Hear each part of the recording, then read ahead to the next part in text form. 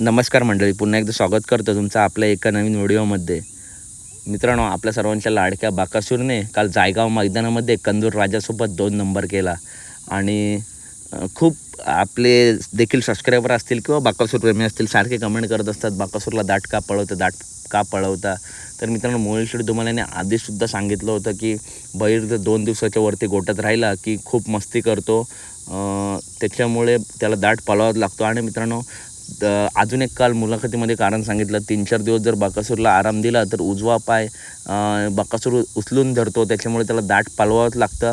आणि बाकासूरला दाट पाळायची सवयसुद्धा आहे, त्याच्यामुळे सारख्या मुलाखतीमध्ये मालकांनी उत्तर देऊन सुद्धा कमेंट करत असतात. त्याच्यामुळे मित्रांनो, ऊन आहे ते आहेच, परंतु इतका पण दाट सध्या बाकासूर निघत नाही. 3 ते 4 दिवसानंतर सध्या मैदानात येतोय, त्याच्यामुळे सारख्या कमेंट करू नका. आपल्यापेक्षा मालकांना जास्त काळजी आहे. बाकी आपण सर्व बाकासूर प्रेमी.